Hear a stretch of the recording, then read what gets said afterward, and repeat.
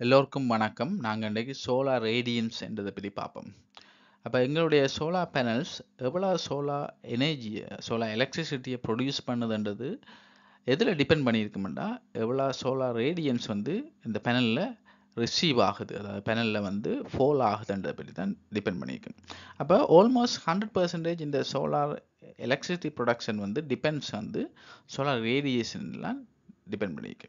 அப்போ இந்த solar ரேடியேஷனை measure பண்ணுற ஒரு பேராமீட்டர் தான், ஒரு அலகு தான் சோலார் ரேடியன்ஸ்ன்னு சொல்லுவோம். அதாவது சன் வந்து எமிட் பண்ண போகுது எனர்ஜியை, அந்த எமிட் பண்ணுற எனர்ஜி வந்து சோலார் ரேடியேஷன். அந்த சோலார் ரேடியேஷன் எங்களோட சோலார் பேனலுக்கு வந்து ரீச் ஆக போகுது. அந்த பேனல் வந்து எவ்வளவு சோலார் ரேடியேஷன் எங்களோட பேனலுக்கு ரீச் ஆகுதுன்னு சொல்கிறதான் சோலார் ரேடியன்ஸ். இந்த சோலார் ரேடியன்ஸ்ன்றது ஒரு சயின்டிஃபிக் ஒரு பேராமீட்டர்ஸ். அப்போ இந்த சோலார் இண்டஸ்ட்ரி, அதாவது solar electricity production, power generation செக்டரில் பார்த்தா நிறைய ரிசர்ச் செய்கிற ரிசர்ச் எல்லாமே 90% ஆஃப் ரிசர்ச் வந்து சோலார் ரேடியேஷன்ஸை டிபெண்ட் பண்ணி தான் இருக்கும். அதாவது எப்படி சோலார் ரேடியன்ஸை கூட்டலாம், அதாவது நாங்கள் சோலார் பேனல்ஸை பொசிஷன் பண்ணும்போது நாங்கள் பழைய வீடியோஸில் பார்த்தீங்கன்னா வேறு பொசிஷனில் மாற்றணும், டில் டேங்கில் சேஞ்ச் பண்ணுற மாதிரி, அதாவது இது மோட்டரை வச்சு மூவ் பண்ணுறோம் சோலார் பேனலை மூவ் பண்ணும்போது எப்படி எங்களோட சோலார் ரேடியன்ஸை கூட்டிக் கொள்ளலாம் என்றால் எங்களோட ரிசர்ச்சாக இருக்கும். அப்போ இதே மாதிரி டேட்டா ரிலேட்டட் ரிசர்ச்னா நாங்கள் ப்ரிடிக்ட் பண்ணணும், அதாவது டுமாரோ நாளைக்கு எவ்வளோ சோலார் எலக்ட்ரிசிட்டி ப்ரொடியூஸ் பண்ணலாம், நெக்ஸ்ட் வீக் எவ்வளவு, நெக்ஸ்ட் மந்த் எவ்வளோ, நெக்ஸ்ட் இயர் எவ்வளவு, இந்த மாதிரி நிறைய ப்ரெடிக்ஷன் மாடலிங் தேவைப்படும். இப்போ இந்த ப்ரெடிக்ஷன் எல்லாமே வந்து சோலார் ரேடியன்ஸை வச்சு தான் அதை வச்சு அந்த ப்ரிடிக்ஷன் ரிசர்ச் மாடலிங்கை செய்வோம். அப்போ எப்படி இந்த ரிசர்ச் செய்யணும்னா, இப்போ லாஸ்ட் இயரில் இந்த பர்டிகுலர் லொக்கேஷனில் எவ்வளோ சோலார் ரேடியன்ஸ் ரிசீவ் ஆகிருக்குன்றதை இந்த டேட்டா வந்து மெட்ரியாலஜி டிபார்ட்மெண்ட்டில் வந்து, அதாவது என்வயர்மெண்டல் டேட்டா அனாலிசிஸ் இந்த மாதிரி டிபார்ட்மெண்ட் இருக்குது ஒவ்வொரு நாடுகளில், அந்த டிபார்ட்மெண்ட்டில் போய் இந்த டேட்டாவை அவையே கலெக்ட் பண்ணிக்கணும். அவள் வந்து என்வயர்மெண்டல் சயின்டிஸ்ட் ஓ மெட்ரியாலஜி மெஷர் பண்ணுற ஆட்கள் வந்து அதில் டிவைசஸ் வச்சு எவ்வளோ சோலார் ரேடியன்ஸ் வந்து ஒவ்வொரு டிஸ்ட்ரிக்டில் ஒவ்வொரு ஏரியாவில் ரிசீவ் ஆகுதுன்ற மெஷர் பண்ணிக்கணும்.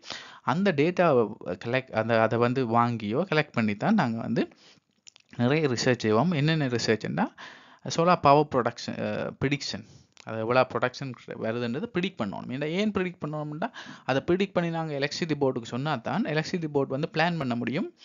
அந்த எலக்ட்ரிசிட்டி போர்டு பவர் டிமாண்டை எப்படி மேனேஜ் பண்ண போகிறோம், அதாவது டுமாரோ எவ்வளோ சோலார் பேனல் ப்ரொடியூஸ் பண்ண போகுதுன்றதை நாங்கள் சொன்னால் தான், நாங்கள் ப்ரிடிக்ட் பண்ணால் தான் அதுக்குரிய இப்போ எனர்ஜி மேனேஜ்மெண்ட்டை செய்ய முடியும், அதாவது சப்ளை அண்ட் டிமாண்டை மேனேஜ் பண்ண முடியும். அப்போ இந்த சோலார் ரேடியன்ஸ் வந்து ஆல்மோஸ்ட் 90%, 100%, ஏன்னா அந்த டெம்பரேச்சரும் ஒரு மேட்டர் இருக்குது. அந்த டெம்பரேச்சர் பேனல் வந்து அது பழைய வீடியோஸில் பார்த்தீங்கன்னா எக்ஸ்ட்ரீம் ஹீட்டுக்கு போனால் பெர்ஃபார்மன்ஸ் குறையும். அதெல்லாம் ஒரு சிம்பிள் ஒரு 5 to 10% இம்பேக்ட் தான் கிடைக்கும்.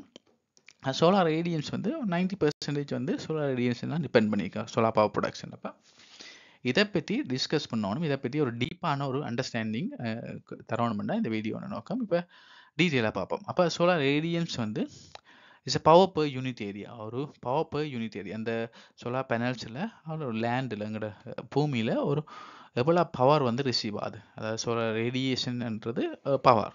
அப்போ அந்த எவ்வளோ ரேடியேஷன் எங்களோட ஏர்த்தில் ரிசீவ் ஆகுதுன்றதை ஒரு யூனிட் ஏரியான்றது மீட்டர் ஸ்கொயரில் பார்ப்போம். இப்போ மோஸ்ட் ஆஃப் த கேசஸில் மீட்டர் ஸ்கொயரில் பார்ப்போம். அந்த ஒரு மீட்டர் ஸ்கொயரில் எவ்வளோ சோலார் ரேடியேஷன் ரிசீவ் ஆகுதுன்றது விழுதுன்றது தான் எங்களோட இந்த மெஷர்மெண்ட். அதுக்கு சோலார் ரேடியன்ஸ் என்று பேர் சொல்லுவோம். அதாவது 1 watt per meter square mean 1 solar radiance. Okay, so watt per meter square, ஒரு ஸ்கொயர் மீட்டரில் எவ்வளவு ரேடியேஷன் விழுது, ரிசீவ் ஆகுது. அப்போ இதுதான் இந்த எங்களுக்கு நிறைய ரேடியேஷன் கிடைச்சா நிறைய எலக்ட்ரிசிட்டி ப்ரொடியூஸ் ஆகும். இப்போ இந்த ரெண்டு மெயின் டைப் இருக்குது, பிரதானமாக 2 டைப் தான் இருக்குது. அதை மெயினாக வந்து direct solar radiance and diffuse solar radiance, ரெண்டு different measurement. This also parameters, இது பேராமீட்டர்ஸ். அப்போ என்னென்னா டைரக்ட் சோலார் ரேடியன்ஸ்னால் இந்த சோலார் ரேடியேஷன் டைரெக்டாக ஏர்த்தில் வந்து விழப்போகுது வித்தவுட் பீயிங் ஸ்கேட்டர்ட் ஒரு ரிஃப்ளெக்டட், அதாவது நடுவில் ஏதோ ஒரு தடையும் இல்லை. ஒரு நார்மலாக ஏர் மாலிகூல்ஸ் மூலமாக, ஏரில் உள்ள பார்ட்டிக்கல் மூலமாக இந்த சோலார் எனர்ஜி வந்து ரேடியேஷன் வந்து விழும்போது இந்த டிஸ்டர்பன்ஸ் வரலாம்.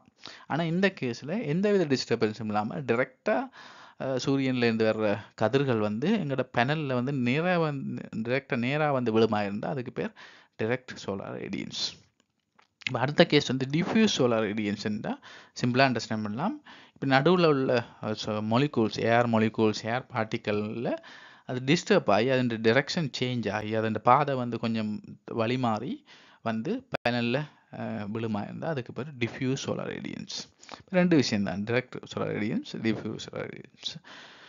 இப்போ அதை பார்த்துட்டு இப்போ வந்து சில ஃபண்டமெண்டல் பார்ப்போம். அதாவது இப்போ பேசிக்ஸாக எப்படி இந்த எனர்ஜி ப்ரொடியூஸ் ஆகும் சூரியன்லேருந்து, எப்படி எனர்ஜி இப்போ ஸ்கூல் ஸ்டூடெண்ட்ஸுக்கு நாங்கள் இதை பற்றி டீச் பண்ணால் அவைகள் எப்படி ஆச்சரியப்படும் எவ்வளோ இந்த எனர்ஜி வந்து சூரியன்லேருந்து வருதுன்ட்டு.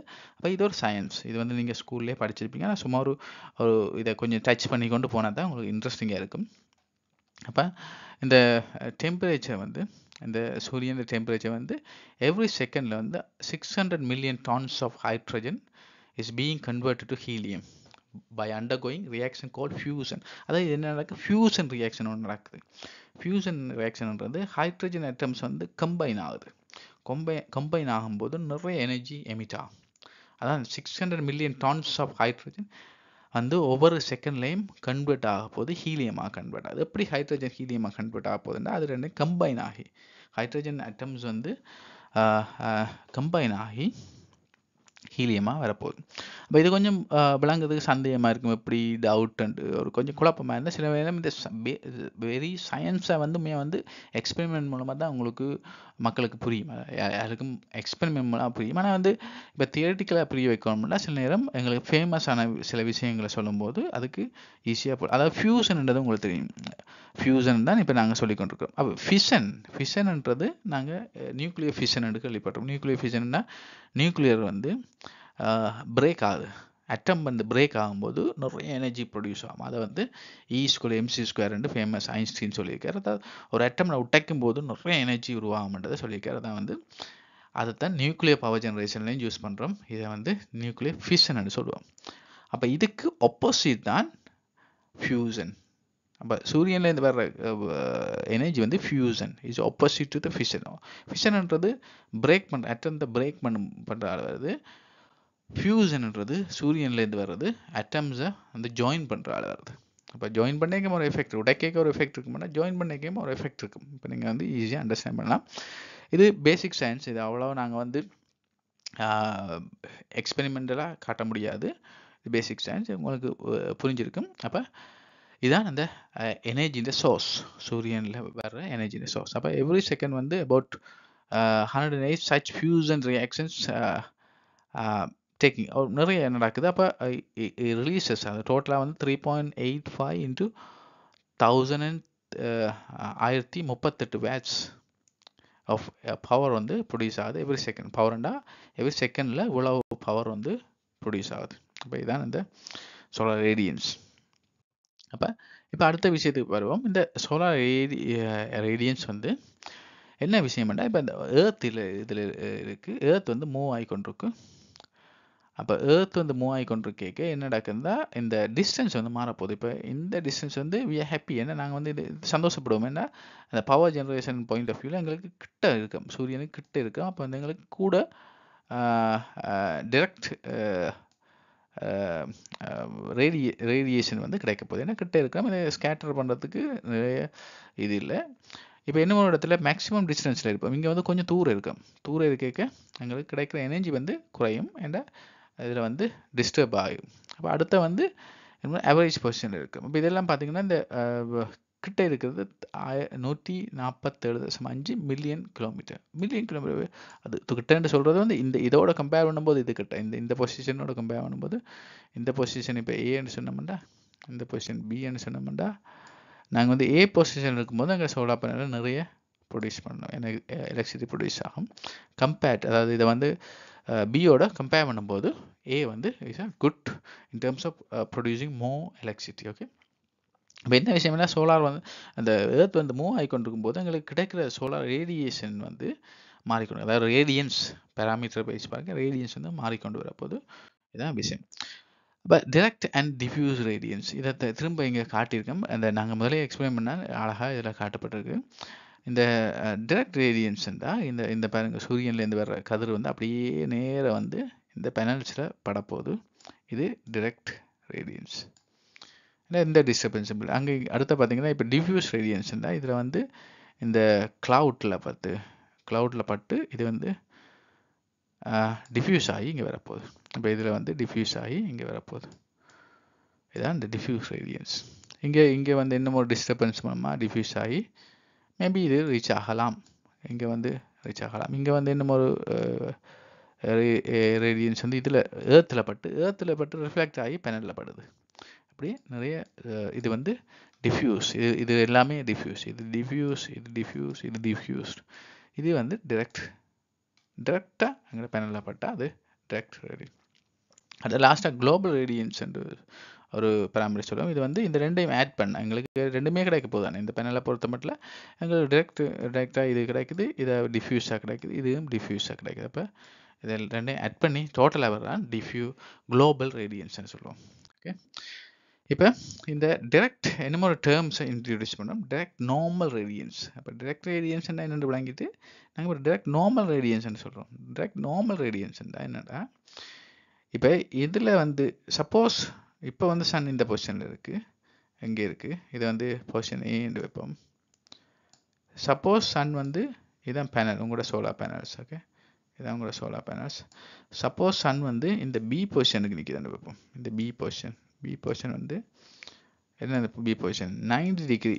இப்போ பி பொசிஷன் வந்து இந்த பேனலுக்கு 90 டிகிரி மேக் பண்ணுது. இப்போ கிடைக்கிற சோலார் ரேடியேஷன் வந்து ரேடியன்ஸை வந்து டைரக்ட் நார்மல் ரேடியன்ஸ்னு சொல்லுவோம். டைரக்ட் நார்மல், இந்த நார்மல் என்ற வார்த்தை வந்து 90 டிகிரியை குறிக்கும். ஆங்கிலத்தில் நார்மல் டு த சர்ஃபேஸ்ண்டா 90 degree to the surface, perpendicular surface என்று சொல்லுவோம். நார்மல் டு த சர்ஃபேஸ் என்றுவோம். இது எல்லாமே ஒரே விஷயம்தான். அப்போ என்ன இங்கே சொல்கிறோம்னா, இது சூரியன் இங்கே இருக்குமா இருந்தால் எங்களுக்கு 90 டிகிரியில் கிடைக்கிற வேல்யூ வந்து டைரக்ட் நார்மல் ரேடியன்ஸ்னு சொல்லுவோம். அப்போ இதை ஸ்டாண்டர்டைஸ் பண்ணிடுவோம். நாங்கள் டைரக்ட் நார்மல் ரேடியேஷன் எவ்வளோவா இருக்குமென்று ஒரு மெஷர் பண்ணி ஸ்டாண்டர்ட் பண்ணி வைப்போம். இப்போ வந்து சூரியன் வந்து மூவ் ஆகுது, டைம் சேஞ்ச் ஆகிக்க மூவ் ஆகுது. இப்போ சூரியன் வந்து ஏ பொசிஷன் இருக்குது. ஏ பொசிஷனில் இருக்கும்போது எங்களுக்கு கிடைக்கிற ரேடியன்ஸ் வந்து டைரக்ட் ரேடியன்ஸ். ரெண்டுமே டைரக்ட் ரேடியன்ஸ் தான் கிடைக்கிறோம். டைரக்ட் ரேடியன்ஸ் வந்து இந்த direct normal radiation multiply by இந்த cos theta. இந்த தீட்டான்றது இங்கே என்ன, இந்த சினித் ஆங்கிள். இந்த செட் எஸ் செட் இது எஸ்